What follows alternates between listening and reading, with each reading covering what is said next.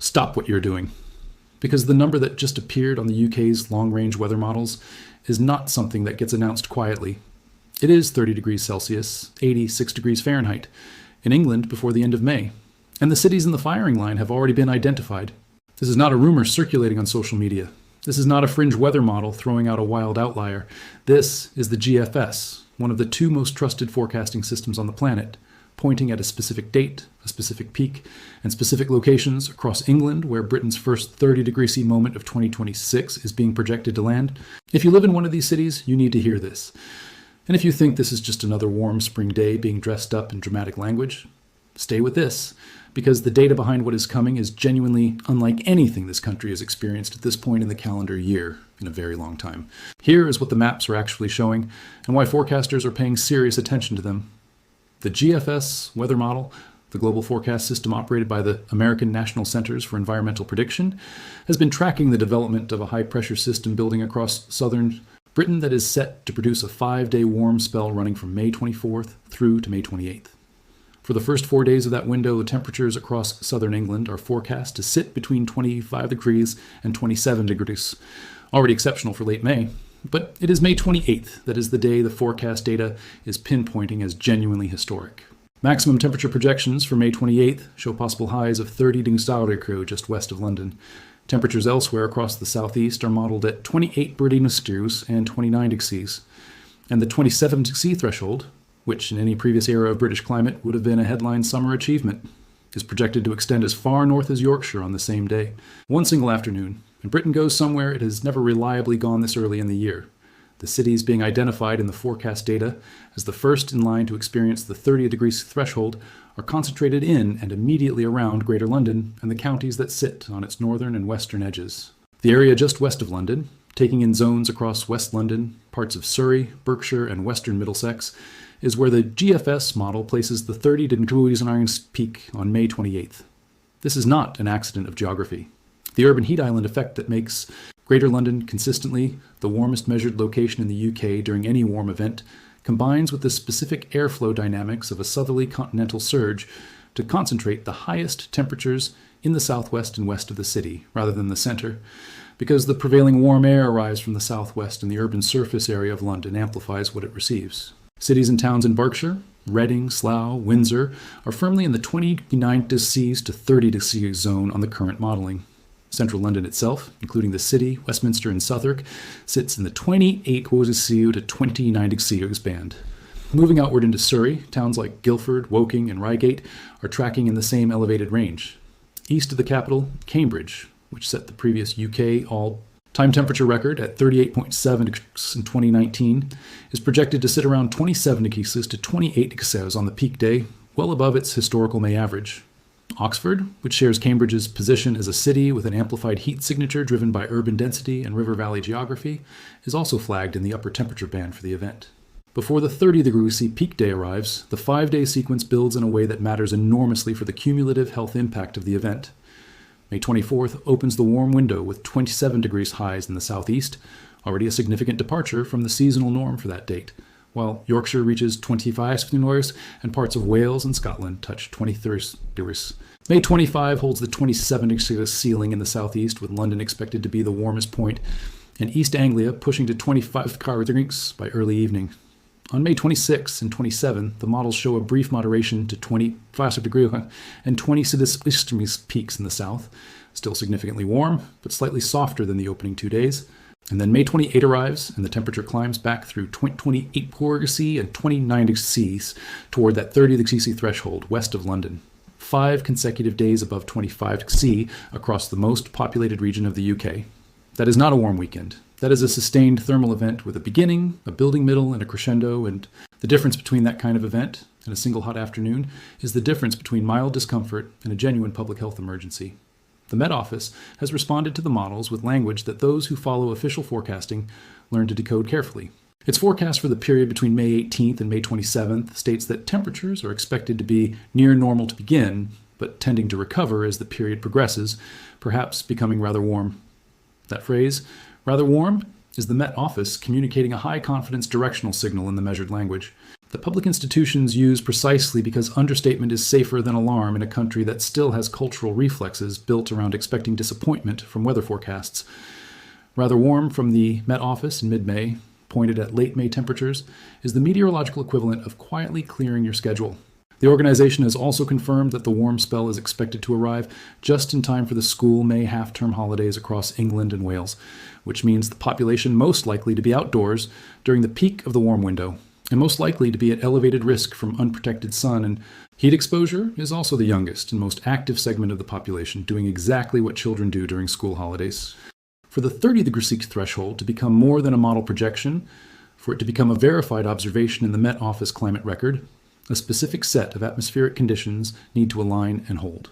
The high-pressure system needs to maintain its position without migrating northward or being eroded by Atlantic weather systems pushing in from the west.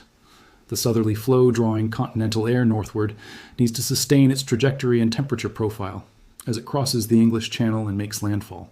And the timing of the peak needs to coincide with the afternoon hours, when surface heating from direct solar radiation combines with the warm air advection to push temperatures toward their maximum. All of these conditions are currently indicated by the GFS model for May 28th, which is why the 30° C figure is appearing in the forecast output, rather than remaining buried in the uncertainty range. But medium-range weather forecasting at 13 days out carries inherent uncertainty, and the difference between a 30° C verified reading and a 28° C reading can depend on whether the high-pressure center sits 50 kilometers to the east or west of its projected position. What the models are certain about is the general pattern and the direction. The precise peak is where the uncertainty lives. What makes a 30° C reading in late May categorically different from the same reading in mid-July is the state of preparedness across every system that the heat touches: human, institutional, and physical. The British population's bodies in late May are calibrated for spring temperatures. The average daytime high across southern England for the last week of May in the 1991 to 2020 climate reference period is approximately 18 degrees. A jump from 18 degrees seasonal expectation to a 30° C realization within a matter of days is a thermal shock to the physiological systems of everyone living through it. But it is especially acute for those whose thermoregulatory capacity is already compromised. The British Heart Foundation has issued specific warnings noting that a heat wave can increase the risk of dying from a heart attack by as much as 50%. A landmark study in The Lancet established a direct and measurable link between daily temperature increases and mortality from heart attack and stroke. In the summer of 2022, an estimated 2,185 excess deaths in England were associated with the 5 heat periods that year, and 2022's heat arrived in July, not in late May, when the population had had some weeks to adjust. A 30° C event arriving in the final week of May faces a population with zero acclimatization to warmth and buildings that have been kept closed and insulated through a cold and wet first half of the month. The cities in the highest temperature bracket, London, Reading, Slough, Guildford, Windsor, Oxford, Cambridge, share characteristics that compound the heat exposure risk for their populations in specific ways. They are among the most densely built-up urban environments in England, with high proportions of hard surfaces, tarmac roads, concrete buildings, paved courtyards, that absorb heat efficiently during the day and release it slowly overnight, preventing the temperature from dropping to levels that allow genuine physiological recovery. The urban heat island effect in Greater London means the city can run 4° C to 10° C warmer than the surrounding countryside. And on a night following a 30° skunk day, urban central London may not drop below 20° C at any point. A temperature that does not fall below 20° C overnight is classified as a tropical night, a term that once felt absurd in the British context, but which has become a documented feature of London summers during warm events. The ONS has recorded a sharp upward trend in heat-related mortality, with figures from 2022 identifying over 4,500 deaths in England linked to that year's heat periods. The trajectory of those numbers is not moving in a reassuring direction. The half-term timing of this forecast event creates a specific set of concerns that deserve to be named explicitly. Millions of families across England and Wales have May half-term running through this exact window, and the combination of school holidays, warm weather, and the natural human response of spending time outdoors means that parks, outdoor swimming venues, beaches, sports facilities, and open spaces will be significantly more crowded than during a normal working week. Sunburn and heat exhaustion in children are the most common acute outcomes of this kind of combination, and both are significantly more likely when children are active outdoors for extended periods during peak heat hours, rather than sitting in classrooms with teachers monitoring their well-being. Parents planning outdoor activities during the warm window need to be building shade access, hydration schedules, and midday rest periods into those plans with the same deliberateness they would apply in a holiday destination with a known hot climate. Because for those 5 days in late May, parts of England are going to be precisely that. The UK HSA's Heat Health Alert framework is structured across 4 levels: green, yellow, amber, and red, and a 5-day period with temperatures approaching or reaching 30 degrees C in the southeast is exactly the kind of event that triggers movement up through those alert levels in rapid succession. At amber level, impacts are expected to be felt across the health service, weather warnings are issued by the Met Office, and the operational tempo of NHS trusts, local authorities, and social care providers ratchets upward significantly.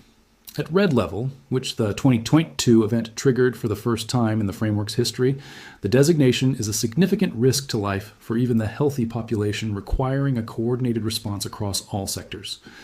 The 2026 forecast for May 28th sits in the range that, if verified in observations, would almost certainly generate amber alert activation and potentially move toward red, depending on the duration of the sustained high temperatures around the peak day. These are not abstract administrative classifications. They translate directly into NHS ambulance services adjusting deployment, care homes increasing monitoring frequency for residents, and local councils opening cooling centers for people without adequate shade or ventilation at home. There is one more dimension to this story that almost never receives adequate attention in the weather coverage that focuses on peak temperatures and city lists, and it is the water resource picture sitting underneath the heat event. England has already come through what the Environment Agency has characterized as one of its driest springs in nearly 7 decades, with groundwater levels, river flows, and reservoir storage all running below seasonal norms across the same southeastern counties that are now at the top of the 30-degree-C forecast list. When a sustained 5-day heat event with temperatures touching 30 degrees Celsius is layered on top of an already severely depleted spring moisture baseline, the evaporation rates from soils, rivers, open reservoirs, and vegetation spike dramatically. The soil moisture deficit, the gap between how much moisture the soil actually holds and how much it would hold if fully saturated, widens with every warm, dry, sunny day. Thames Water, Anglian Water, and the other regional water companies serving the most affected areas are watching this forecast with the same seriousness that public health planners are, because the period between a dry spring and a hot late May is precisely the window in which hosepipe ban decisions and drought management conversations begin to happen at board level rather than in contingency planning documents. The human discomfort of a 30-degree ceiling day is visible and immediate. The water resource consequences of 5 consecutive warm days on an already stressed spring catchment are slower, less visible, and considerably harder to reverse. The Met Office has projected that 40 C temperatures, the threshold breached for the first time in UK recorded history in July 2022, could become average summer temperatures in parts of the UK as early as 2035 under high emissions scenarios. That projection is not a worst-case fringe estimate. It is a central projection from the institution responsible for UK climate science. Against that backdrop, a late May 30-degree event in 2026 is not a shocking anomaly to be treated as a once-in-a-generation curiosity. It is a data point in an accelerating trend, one more step along a trajectory that is moving faster than public awareness, faster than infrastructure adaptation, and faster than the cultural and behavioral adjustments that would be needed for the UK population to live safely and comfortably in the climate it is actually heading toward. The first 30 Celsius day of 2026 is coming. The cities are identified. The date is circled on the models. What happens in the days that follow will tell us something important, not just about this warm spell, but about how prepared this country really is for the version of summer it now regularly faces.